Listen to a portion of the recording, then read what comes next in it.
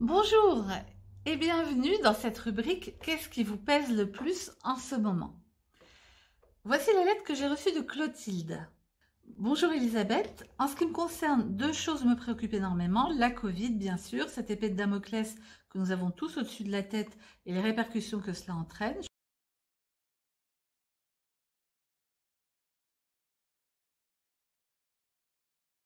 Et comme si ça ne suffisait pas, il y a maintenant cette maltraitance sur les équidés. L'angoisse est permanente et la paranoïa s'installe. J'ai l'impression d'être dans un livre de Stephen King. On ne vit plus, on survit. Je n'ai pas repris le yoga car je n'ai pas envie d'être enfermée 1h30 dans une pièce. Et quand j'y pense, je fais quelques exercices de respiration avec une application de cohérence cardiaque. Je pense à votre fille dans le sud qui doit aussi s'inquiéter pour son cheval. J'ai lu la lettre en entier, alors oui, je connais Clotilde, mais j'ai trouvé que ça disait bien son tempérament, son état d'esprit. On voit son empathie, on voit sa sensibilité, et donc, encore une fois, évidemment, ce type de personnalité va être très impacté par tout ce qu'elle évoque. Et donc, voilà, encore une fois, hein, quand on est sensible, on prend tout directement. Or, je vous rappelle, nous sommes dans un monde où on peut évaluer à peu près à 80% de personnes normosensibles et 20% d'hypersensibles. Donc toute la communication est faite plutôt pour les normosensibles. Donc on se récupère cette communication inadaptée à notre sensibilité finalement et qui peut vraiment nous agresser et même nous détruire quelque part. Attention, attention, attention. Alors, il y a déjà notre tempérament qui prend facilement les choses et desquelles résultent des émotions particulièrement intenses. Donc déjà, tenir compte de ça. Tenir compte du fait que nous avons aujourd'hui un réseau d'information, un système d'information qui, à mon avis, est beaucoup trop fort, beaucoup trop intense par rapport à nos cerveaux, même pour les normosensibles. C'est-à-dire qu'on est au courant de tout, presque en temps réel. C'est trop. C'est trop. Si une personne se fait attaquer par un requin à l'autre bout du monde, on le sait quasiment aussitôt.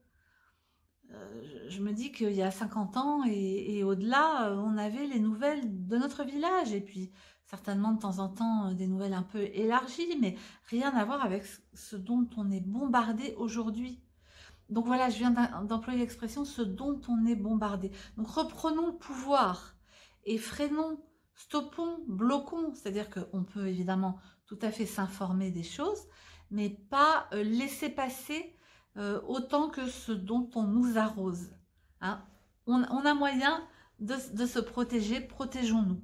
Parce que non seulement il y a la quantité d'informations, mais il y a aussi la nature des informations. C'est-à-dire que c'est toujours anxiogène et négatif. Donc ça rajoute encore une couche à cette quantité d'informations. Et donc c'est doublement trop, je dirais.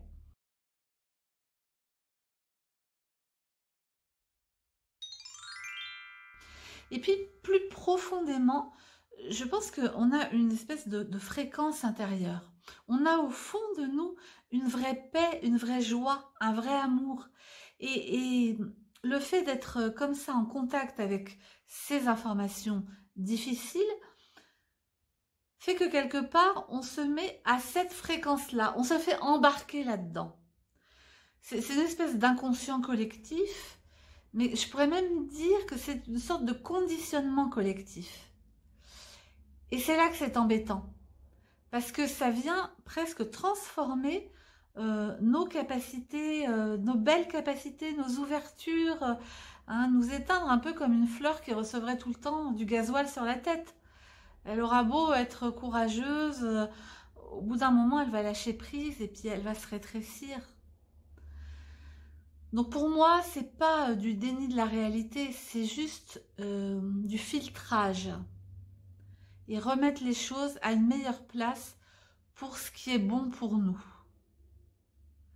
Ça n'empêche pas qu'il y a des maltraitances sur les animaux et en particulier sur les chevaux. Bon, c'est complètement insupportable.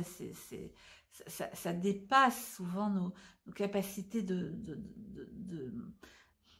compréhension. C'est terrible. Mais bon, remettons ça dans les perspectives.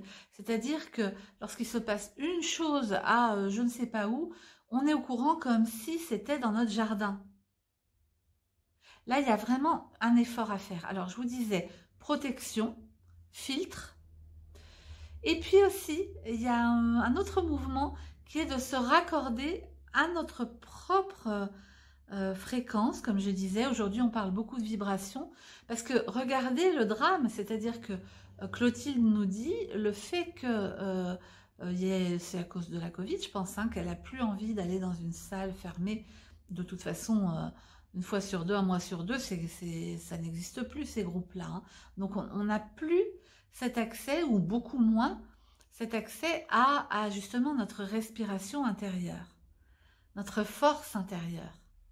Alors, il n'y a pas que le yoga qui le donne, d'ailleurs, elle dit qu'elle utilise une appli de cohérence cardiaque, c'est super, c'est vrai qu'on manque à ce moment-là de soutien des autres. Je pense que la méditation est une très très bonne voie qui nous met en lien avec ce dont nous avons vraiment besoin, ce qui nous nourrit, ce qui nous fait grandir. C'est la raison pour laquelle je vais proposer bientôt des choses dans ce sens et qui pourront être faites en n'étant pas tous serrés comme des sardines, voilà.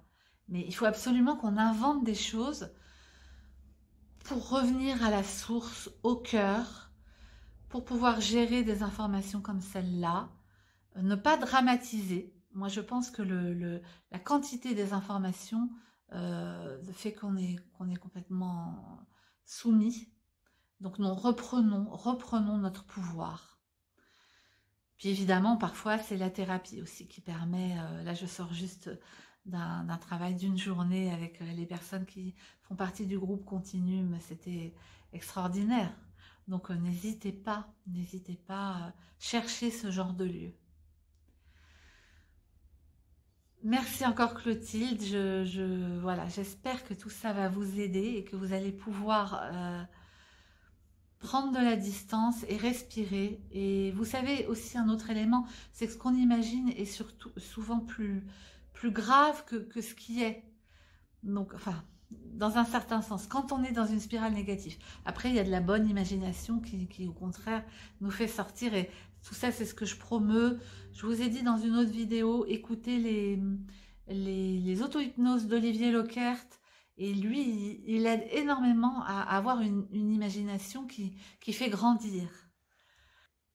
J'ai vraiment de l'amour pour vous et une envie que nous avancions tous justement sur ce chemin du beau, de l'amour. C'est peut-être la lettre de Clotilde qui me met dans cette situation parce qu'il y avait beaucoup d'amour dans sa lettre. Et voilà, ben j'espère que vous le recevez tous et qu'on avance. On va tous avancer. À très bientôt.